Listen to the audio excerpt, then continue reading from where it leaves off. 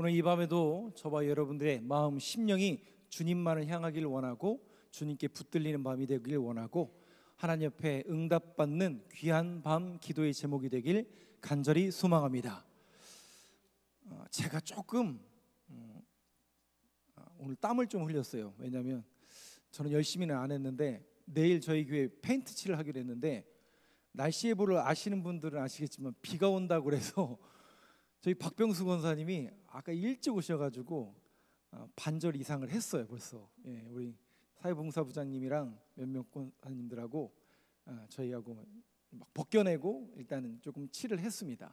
그래서 제가 좀 땀을 흘렸는데 그래서 조금 오늘은 될 수 있으면 좀 일찍 끝냈으면 좋겠는데요. 그래서 내일 아침에 또 일찍 작업을 하려고 합니다. 특별히 우리 교회에 또 그런 귀한 사역, 또 사회봉사부 사역 위에 여러분들이 늘 동참해 주시고 또 기도해 주시고 또 귀한 사역 위에 늘 기도로 동참해 주시길 또 간절히 소망합니다. 자, 오늘 이 밤에 신명기 지난주에 이어서 맨 마지막 부분을 모세의 회고와 전망을 함께 보면서 그 모세가 신명기 맨 마지막 부분을 통해서 유언과도 같은 그런 메시지를 우리에게 주고 있는데, 자, 오늘은 모세가 33장에서 각 지파별로 축복하는 내용 중에 그 부분을 다 볼 수는 없고 요셉 지파를 향한 축복의 부분을 함께 보면서 이 밤에 저와 여러분들이 기도의 제목을 삼았으면 좋겠는데요. 그래서 13절에 보면 요셉에 대하여는, 그러니까 요셉 아니라 모세 때니까 요셉 이후에 요셉 지파. 여러분 혹시 기억나시나요? 요셉 지파는 몇 지파죠?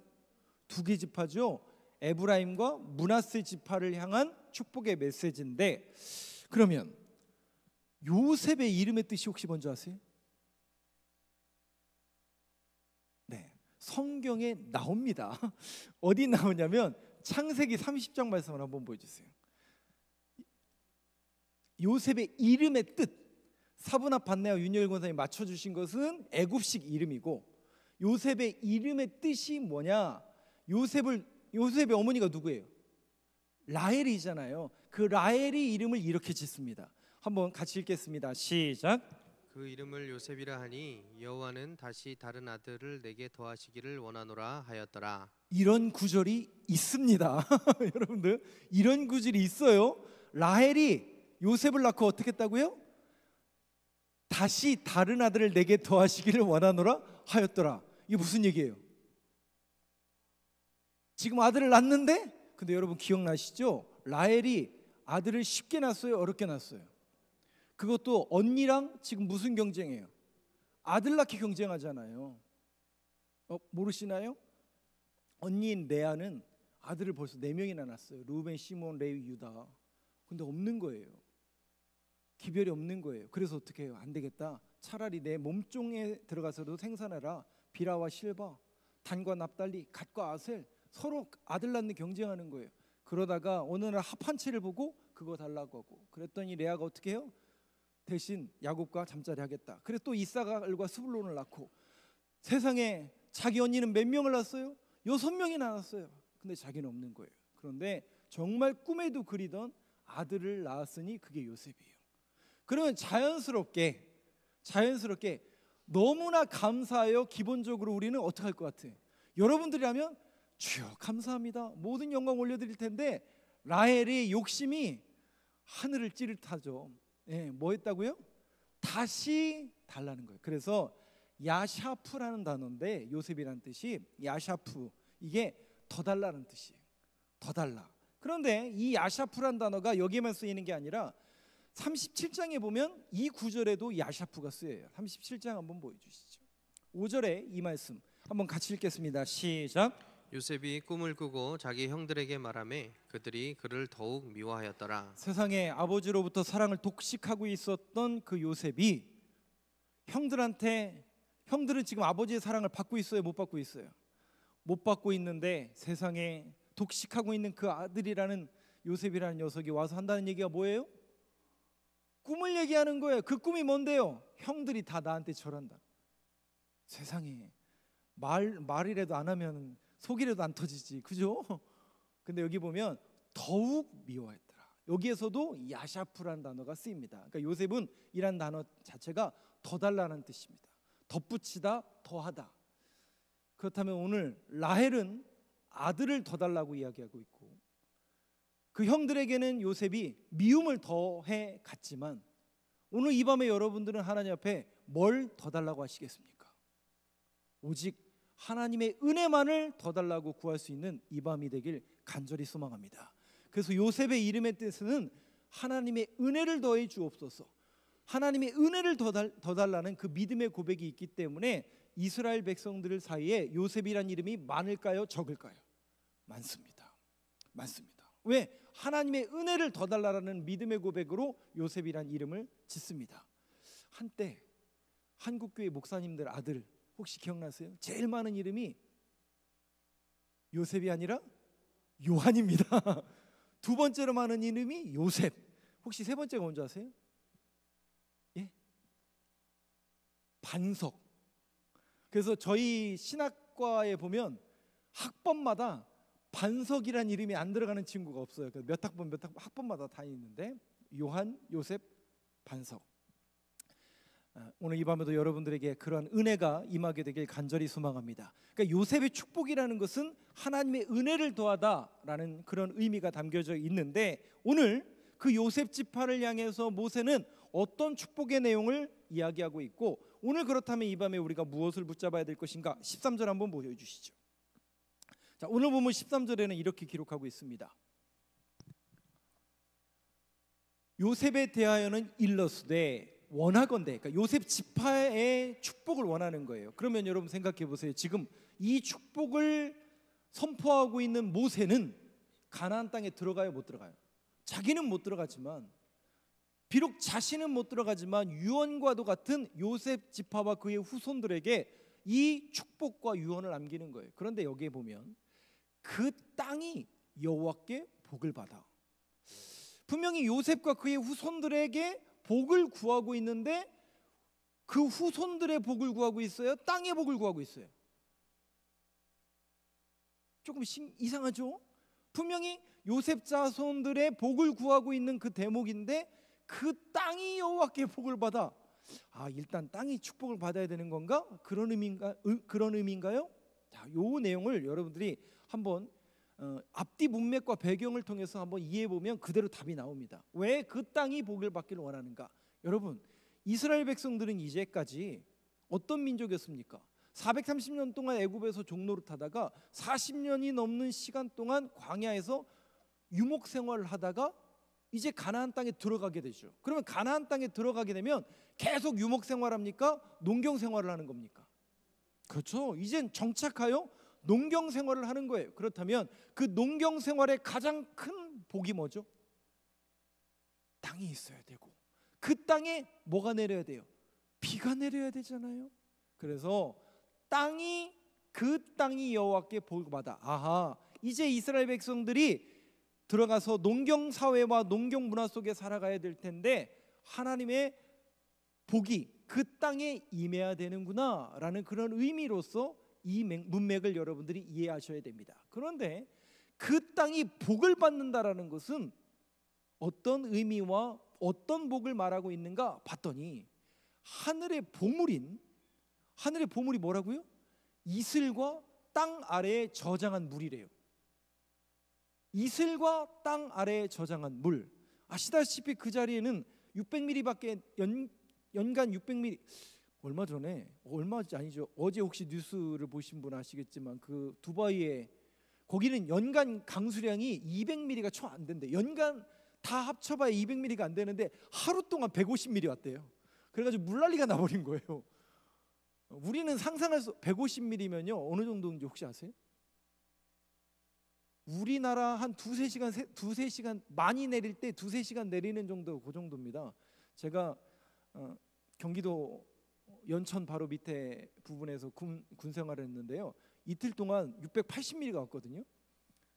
제가 군 생활을 할 때 이틀 동안 680ml가 왔더니 하천이 범람하는 정도가 아니라 저희 막사가 떠내려갔거든요. 떠내려간 게 아니라 이제 잠겼거든요. 그 정도는 와야 이제 많이 왔다라고 이야기하는데 그 지역에서는 비가 굉장히 중요하죠.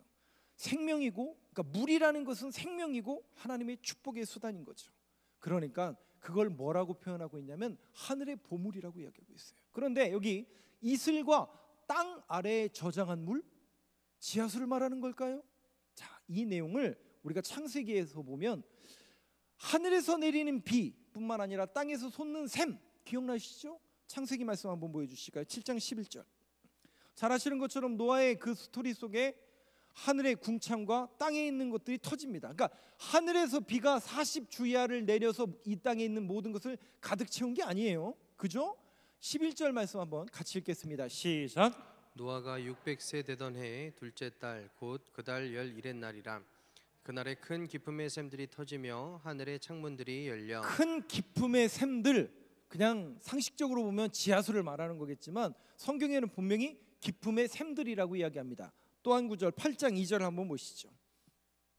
여기도 기품의 샘이 등장하고 있는데요.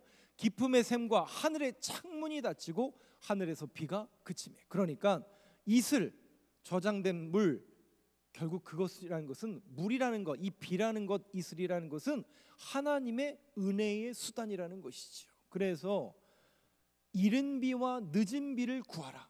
모세가 신명기서를 통해서 또 여호수아가 나중에 구할 때 너희들이 이른 비와 늦은 비를 구하라.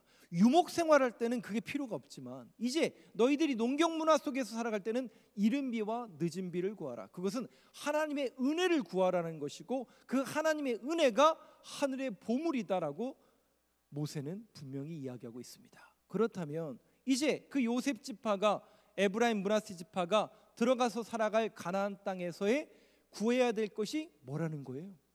하나님의 은혜를 구하라는 것이죠. 뭐를 구하라고요? 하나님의 은혜. 마치 요셉이란 이름처럼 하나님의 은혜를 더 구하고 더 구해라. 그런 의미로서 지금 모세가 이스라엘 백성들을 축복하면서 너희들이 그 땅 속에서 구해야 될 것은 하나님의 은혜. 그 하나님의 은혜가 없이는 너희들이 살아갈 수 없다. 여러분, 그 하나님의 은혜가 없었으면 그 땅까지 올 수 있었을까요? 그 사실을 누구보다 누가 제일 잘 압니까? 모세가 잘 알죠. 그 사람들이 말 잘 들어요? 네? 안 듣죠. 모세 조금만 자리 비면 어떻게 해요? 예. 뭐 만들어가지고 막 거기다 절하고 돈 바치고 그렇잖아요. 그리고 뭐 옆에서 조금 잔치 벌어졌다가 하면 그냥 다 거기 가가지고 바알보울의 음행 사건 나타나고 맨날 불순종하고 맨날 불신하고 결국 그런데 누구의 열심이고 누구의 은혜입니까? 기다리시고 참으시고 견뎌내시고 오늘 이 밤에도 여러분들이 구해야 될 게 뭐라고요? 하나님의 은혜. 그거밖에 없지 않나요? 물론 기도 제목이 있죠. 내 자녀 아픈데, 내 육신이 아픈데, 모자란데, 결핍이 있는데 그것도 기도 제목이지만 결국 우리가 구해야 될 궁극적인 복과 축복이 뭘까? 하나님의 은혜. 뒤돌아보면 모든 것이 하나님의 은혜였을 뿐만 아니라 또 우리가 늘 구해야 될 것은 하나님의 은혜. 여러분 이 밤에도 그 하나님의 은혜를 구할 수 있는 저와 여러분 되시길 간절히 소망합니다. 더 바라기는 요셉의 축복처럼 더 큰 하나님의 은혜가 여러분들의 삶 속에 늘 임하게 되길 간절히 소망합니다. 14절 15절 말씀 한번 보죠. 14절 15절. 그래서 이렇게 더 축복합니다. 14절 15절 저하고 한 절씩 교독하겠습니다. 태양이 결실하게 하는 선물과 태음이 자라게 하는 선물과 옛산의 좋은 선물과 영원한 작은 언덕의 선물과. 여기 보면 선물, 결국 이 선물이 뭐냐? 앞에 있는 13절에 하늘의 보물을 수식합니다. 그러니까 결국 하나님의 은혜를 선물이라고 이야기하고 있고 그 선물, 그것은 하나님의 은혜다. 제가 이번 주간에 들었던 목사님의 설교 속에서 바울과 은혜라는 그 설교를 어떤 목사님의 설교를 들었는데 그 얘기를 하시더라고요. 이 선물이라는 단어를 쓰시면서 1세기 그러니까 예수님 시대 때 선물이라는 단어는 어떤 의미였냐면 이런 의미였대요. 어떤 자격이 있는, 그러니까 종이 주인의 말을 잘 들었어요. 그리고 종이 시킨 일을 잘 했을 때 주는 격려금, 주는 칭찬의 선물을 선물이라고 이야기한대요. 그러니까 이 선물을 받는 사람이 무엇인가를 이루고 그 선물을 받기에 합당한 일을 했을 때 받는 게 선물이라는 거예요. 근데 여러분 우리는 선물을 왜 주죠? 기본적으로 우리는 지금 이 시대에서는 그냥 뭐 좋아하는 사람, 또 우리 자녀들에게 값없이 줄 수도 있잖아요. 물론 내가 이만큼 줬으니까 쟤도 이만큼 주겠지라고 하는 마음도 있을 수 있지만, 그래도 어떤 우리 자녀들한테는 뭐 여러분들이 베푸시잖아요. 그런데 1세기에는 그런 자격과 합당한 일을 한 사람한테 주는 게 선물이래요. 그런데 그렇게 자격이 없고 합당한 일을 하지 않았는데도 선물을 받으면 그건 저주래요. 근데 여러분, 이 저주요 그 당시의 관습과 규례를 끊어낸 인물이 누구십니까? 예수님이시죠. 예수님이 우리에게 어떻게 은혜를 주신 거예요? 받을만 하니까 주신 거 맞죠? 목사라서 은혜 주신 거 맞죠?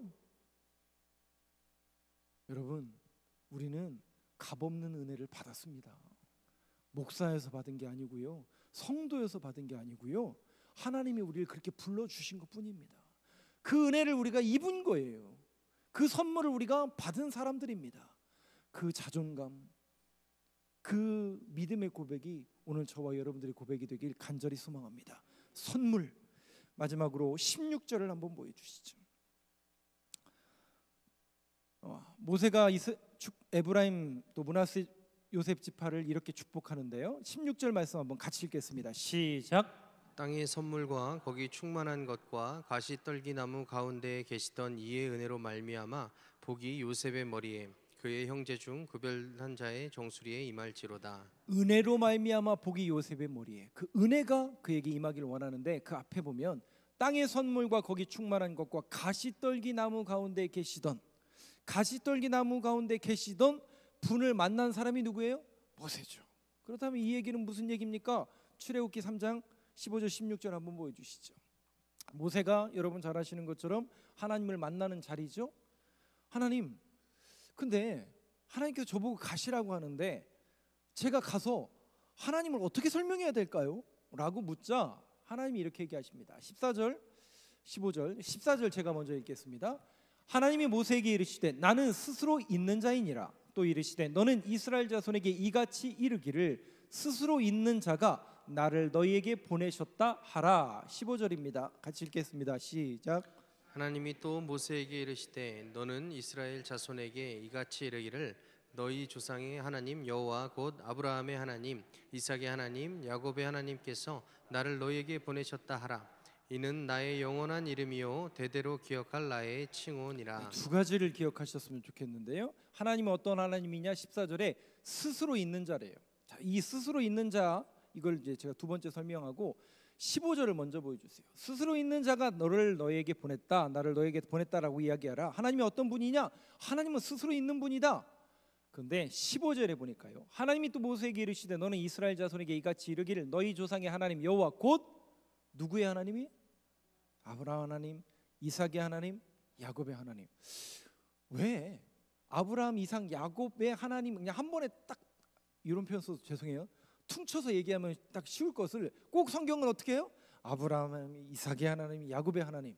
왜 이렇게 이야기하냐면 아브라함에게 하신 말씀, 이삭에게 하신 말씀, 야곱에게 하신 말씀이 같아요, 달라요? 같죠. 같아요. 아브라함에게 별을 보여주시고 땅의 모래알을 보여주시면서 너의 자손이 많게 하실 것이다. 그러면서 그 언약이 이삭에게 가고, 이삭에게 갔던 언약이 야곱에게 가고.